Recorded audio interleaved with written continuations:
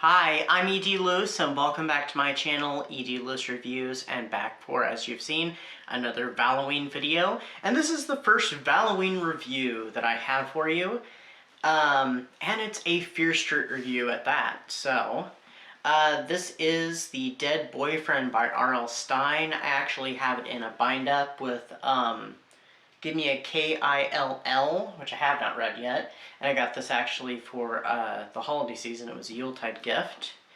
So this is a newer one. Came out in 2016 as part of the... I think I've seen it as two different things. Sometimes it's called a Fear Street novel, or I forget what the other one was called.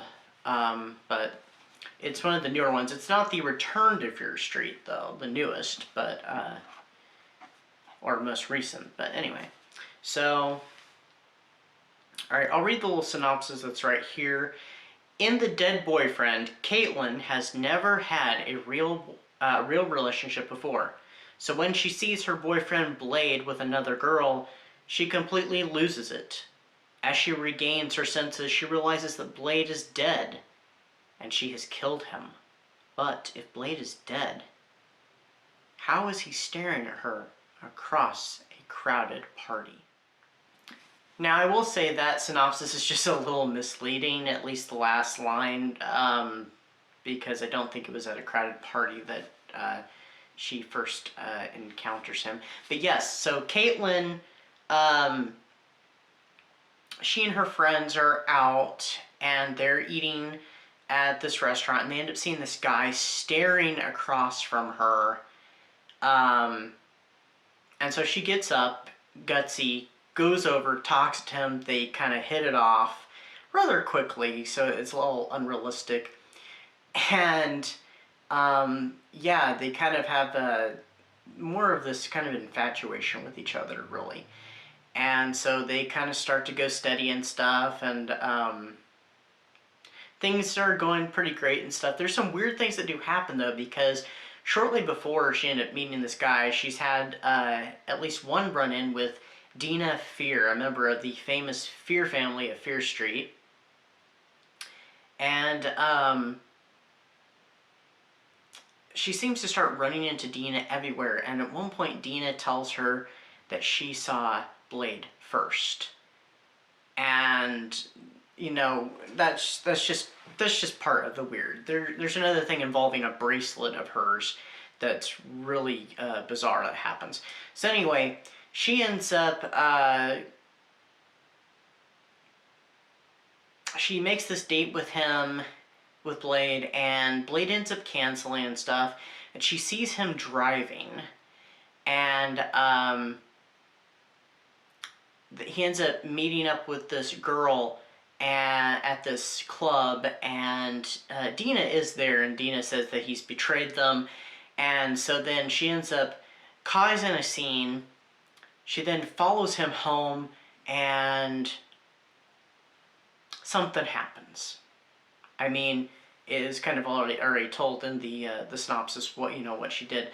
I'm not going to say how, and yeah, so she ends up going to his funeral, and she's kind of a changed person after this.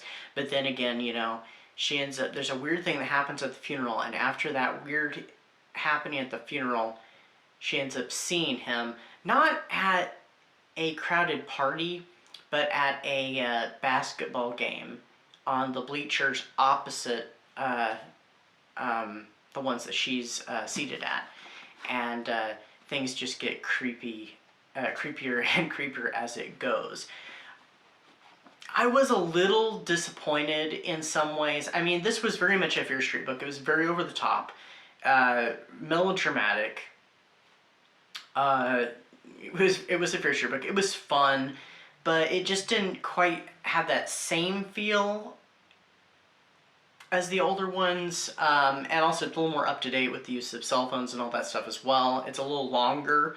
I'm not sure if it's as long as the Super Chillers were or not, but it's definitely longer than like the average ones. And so The ending. That's what really kind of disappointed me, was the ending, because we were building, and then there's something that happens, a little twist that happens that kind of drops things. So I was just like, really? And then there's one final twist, and that's all I can tell you, and that's what saved it for me. So what did I rate this book? I rated it 3.5 broken hearts, or hearts, whatever I can find. So we'll just say whichever one I find, it's hearts or broken hearts. So yeah. It would have been better, I think, if there hadn't been that one twist in particular. Because I mean, like, where's this gonna go? And the book is getting close to finishing, and I'm just like, and then that happened, and then that last little bit, and I was just like, no way. And so yes, I really liked that, how it ended. I thought that was great. And it almost kind of like one of those older movies with that, you know, that last little twist in the last few seconds or last minute of the film. So kind of like what you'd see of Brian De Palma's Carrie, or the original Nightmare on Elm Street, you know, that last second twist. But anyway, so that is the first Valoween book review for Valoween 2023 here on the channel, and I've got some more reviews coming up. I do have a Gothic Romance review coming up very soon. I have another classic horror review that's kind of romantic themed. And I have a tag video, not an original, but a tag video coming up that I'm going to do.